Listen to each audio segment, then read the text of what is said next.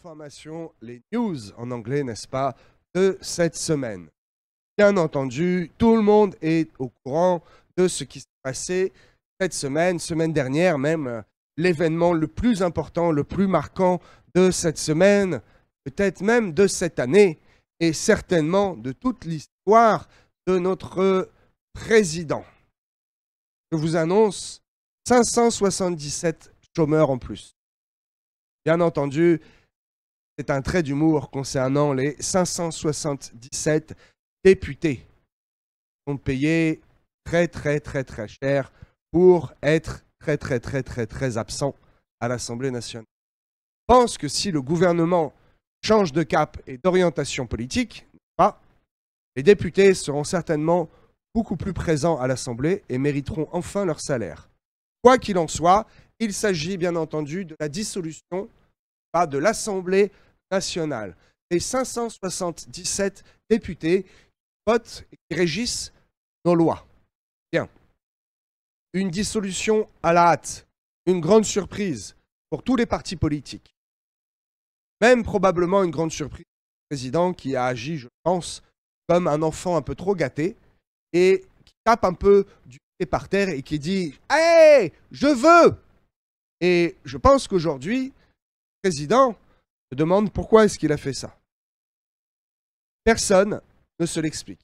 J'ai écouté, regardé, entendu, analysé énormément de journalistes, de spécialistes qui essayent de donner une explication. Eh bien, personne n'a vraiment d'explication valable. Il n'y a aucune logique dans le choix que le président a fait. Toutefois, je ne suis pas journaliste, vous le savez, et encore moins politicien. Toutes les informations en ce moment tournent autour de ce sujet. Et c'est pour cela que j'ai choisi de ne pas parler plus longtemps de cet événement, si ce n'est de vous encourager à utiliser votre droit de vote, qui est plus qu'un droit, c'est un devoir. Nous avons des droits, nous avons des devoirs.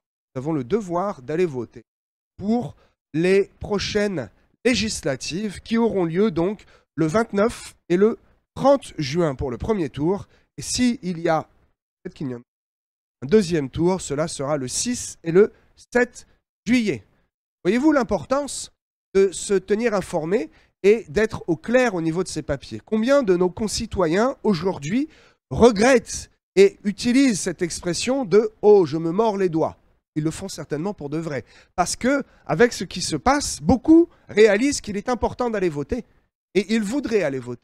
Mais comme ils ne sont pas inscrits sur l'électoral, et que le vote est déjà décidé, les dates sont données, il est trop tard pour s'inscrire. Le scrutin est déjà plein. Vous ne pouvez plus vous inscrire. Il aurait fallu vous inscrire avant. Oui, mais on ne pouvait pas savoir. Non, personne ne pouvait savoir que le président aurait dissous l'Assemblée nationale et qu'il eût été important d'avoir sa carte d'électeur pour pouvoir aller donner son avis et pour pouvoir aller voter. Et je vais vous en parler tout à l'heure, hors des news, lorsque je vais lire un verset. Les apôtres ont été surpris à un moment. Ne soyez pas surpris, mais tenez-vous prêts, mes amis. Alléluia. Le fameux G7, le groupement des 7 pays influents et qui dominent par leur réputation, par leur richesse, par leur armée, par leur gouvernement, qui est un gouvernement en principe assez ouvert et qui va de l'avant, eh bien le G7 qui comprend 7 pays. L'Allemagne, le Canada, les États-Unis, la France, l'Italie, le Japon et le Royaume-Uni. 7 nations qui se réunissent et qui parlent pour donner leur avis et décider même de certaines choses. Eh bien, le G7 a décidé, jeudi dernier, je pense, d'utiliser, tenez-vous bien, l'avoir des bénéfices, si je puis dire, du foncier, de l'argent russe dans toute l'Union européenne. Ce qui a été bloqué, les avoirs russes qui ont été bloqués dans toute l'Union européenne, afin de prêter, donner à l'Ukraine. Il s'agit, tenez-vous bien, 47 milliards d'euros qui vont être prêtés, donnés à l'Ukraine. Cet argent pour une fois, ne provient pas de votre portefeuille. Il provient des produits du pays russe. Il provient du pays qui, je cite, a déclaré « C'est du vol, cela ne restera pas impuni ». Voilà encore 7 nations qui pensent pouvoir gouverner le monde, qui jettent encore un peu d'huile sur le feu. Et tenez-vous bien, vous êtes toujours assis.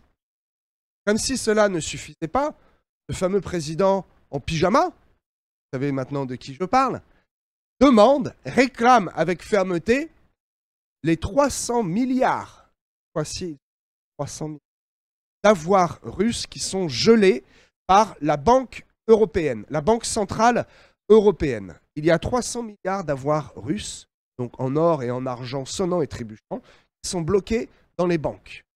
Et pour des questions juridiques, les banques refusent pour le moment de débloquer cet argent. Ce monsieur en pyjama n'a jamais assez d'argent. Que fait-il avec cet argent? Imaginez la Côte d'Ivoire, le Congo, l'Éthiopie, avec 300 000. Et le pays est relevé et il devient une des 7 puissances du G7. Que va faire l'Ukraine avec cet argent-là? Acheter de beaux pyjamas et acheter encore plus d'obus. Passons. Sujet suivant.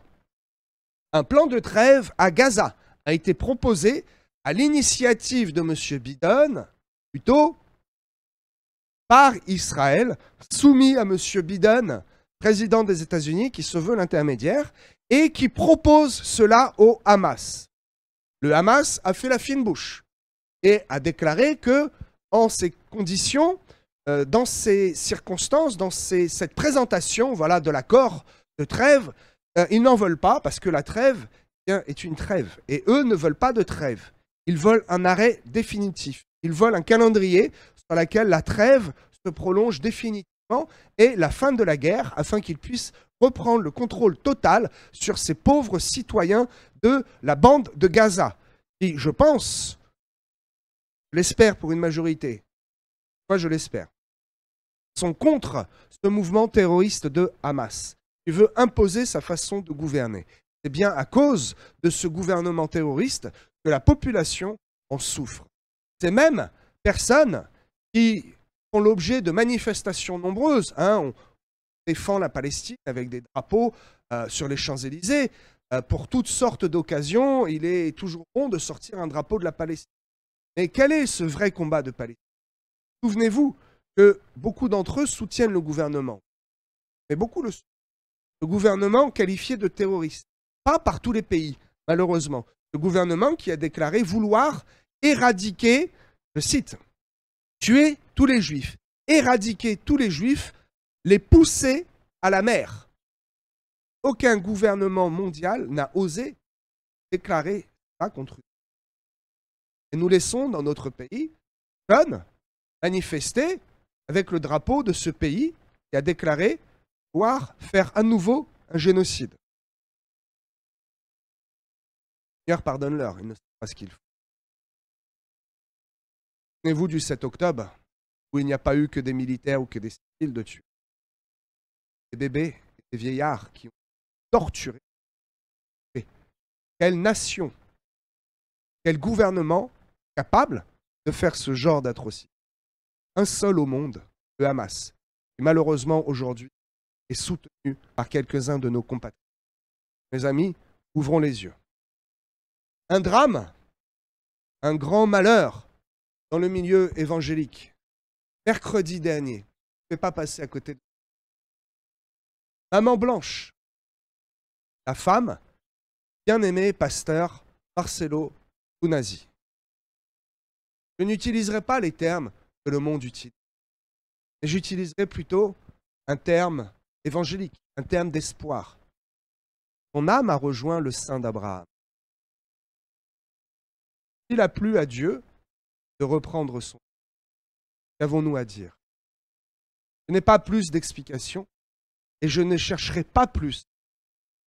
C'est un choc et une interrogation. Ce n'est pas à nous de répondre à cette. J'ai honte de ces quelques youtubeurs qui ont osé faire des vidéos avec le titre choc. Comment Maman Tunasi telle partie. Pourquoi? Qu'est-ce qui s'est passé? Cette réponse, mes amis, je ne vous encourage pas à la chercher. Je ne l'ai moi-même pas cherchée. Je cherche simplement à prier plus pour que notre cher pasteur Marcello soit consolé. Il continue le bon combat de l'Évangile et que cet événement malheureux qui nous touche tous, n'est-ce pas, ne soit pas une pierre d'achoppement pour quelques chrétiens qui sont peut-être un peu faibles et qui se demandent pourquoi, pourquoi, pourquoi. La réponse appartient. Je vous encourage simplement à prier afin que le Consolateur, le Saint-Esprit, l'Esprit de consolation descende sur ce pasteur, sur tous les fidèles, toutes ces femmes appelées maman. Et c'est un terme tellement important en Afrique. Maman ne désigne pas simplement un lien, mais désigne une importance, désigne un respect pour une femme qui était femme de pasteur. Femme. Ah, merci Père de bénir le. Dernière nouvelle, j'ai mise en dernier, afin de réjouir quelques cœurs ici présents. C'est aujourd'hui la fête des pères. Il y a 15 jours, c'est la fête des mamans. Et merci pour le bon équilibre. Il y a aussi quelques-uns qui ont pensé, quelques-unes. À la base, c'est une femme. Je ne veux pas vous raconter tout ça, je vais vous expliquer. La fête des papas. Depuis le 19e siècle, pour votre info, c'est d'abord une fête dite religieuse. Très bien. Vers le 19e siècle, eh bien, la Saint-Joseph intervenait aux alentours du 19 juin. La date, je vais. Mais c'était le 19 juin qui était la Saint-Joseph. Pour des questions pratiques, 9e siècle, moderne, tout le monde travaille, ils ont décalé cette fête au plus proche, avant ou après le 19 juin, au dimanche qui colle. Très bien. Et donc, pourquoi la Saint-Joseph? Vous l'avez deviné. Pour fêter le Père, entre guillemets, celui qui a élevé du moins Jésus, Joseph, pour célébrer cet homme. Nous avons ici une compréhension humaine, mais également spirituelle de ce qu'est un papa. Un papa n'est pas seulement celui qui a mis un peu de son ADN, qui a mis, comme disent les enfants, une graine.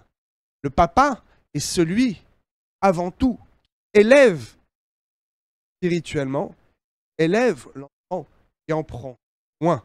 Oui, on peut faire. Alléluia. Et puis, en 1972, un président américain nommé Nixon décide de faire cette fête comme étant une fête nationale et d'en faire un jour férié. Merci pour les mamans, merci pour les papas, merci pour le bon équilibre. Un enfant n'a pas sa place dans un couple où il n'y a qu'un seul sexe. Il sera élevé à 50%. Je vous le dis. Un enfant a sa place où il y a un papa à 50%, maman. Là est la complicité. Fin du Flash Info.